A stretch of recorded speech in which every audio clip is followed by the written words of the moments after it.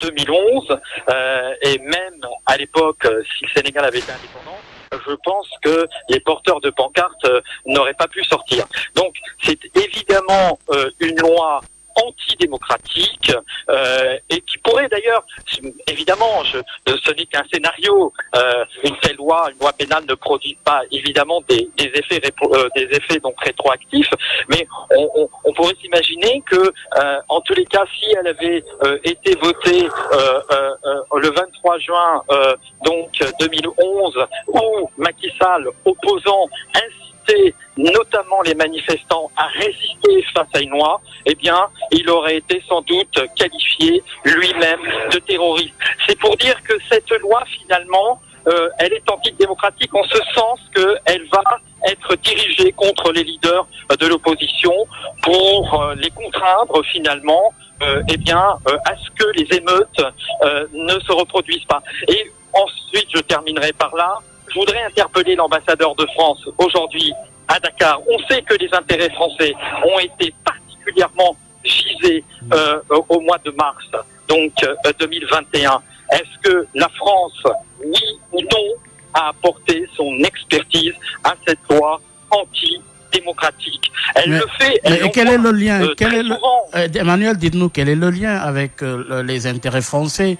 Il s'agit d'une loi nationale, français, oui. Vous savez très bien que pendant mars 2021, ils ont été particulièrement visés.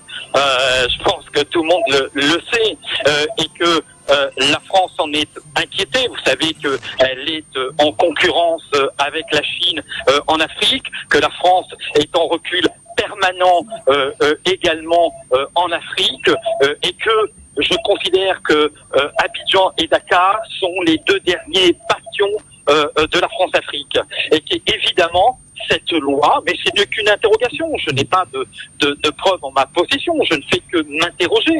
Et c'est en ce sens que j'interpelle aujourd'hui l'ambassadeur de France à Dakar pour qu'il puisse nous éclairer et nous dire s'il n'y a aucun magistrat, notamment du Conseil d'État, qui a participé à la rédaction de cette loi. Je vous dis ça pourquoi? Oui. Parce qu'il suffit que vous alliez sur le site d'Expertise France et vous verrez que la France envoie tout simplement encore aujourd'hui des magistrats pour rédiger des lois au Sénégal. Et j'en ai des preuves, donc c'est une réalité. Donc c'est pour ça que je me permets d'interroger à partir du moment où on voit bien que à la fois cette loi peut protéger évidemment eh bien les intérêts de la France, ce qui peut se comprendre d'une certaine manière. Hein. Oui, mais justement, on est obligé oui, de qualifier Emmanuel, oui. de terrorisme. C'est ça qui fait peur. Oui, qui fait peur, puisqu'en jetant un coup d'œil sur le texte, au collectif ayant pour but d'intimider justement une population, de troubler gravement l'ordre public ou le fonctionnement normal des institutions nationales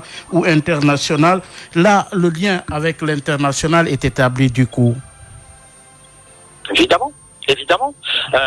Vous voyez bien que là, cette loi, comme elle est écrite, eh bien, fait en sorte que vraiment, c'est vraiment une loi. Je pense que vos auditeurs doivent en prendre conscience.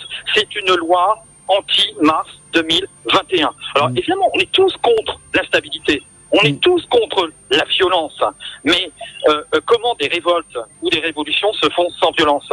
Bien là, vous avez évidemment une loi, alors que vous avez un arsenal juridique. Hein, vous pouvez tout simplement, vous avez un dispositif, je pense au Sénégal, au niveau du code pénal, qui permet en réalité de réprimer tout ordre public, de poursuivre les personnes qui s'en sont pris aux biens privés et publics. Mais ce qui est grave, c'est que derrière ça, vous qualifiez ces actes de terroristes. C'est ça qui est le plus grave. Moi, franchement, il faut vraiment qu'on prenne conscience de ça aujourd'hui. C'est d'une gravité absolue. On vit un moment grave pour la démocratie sénégalaise. On en a connu.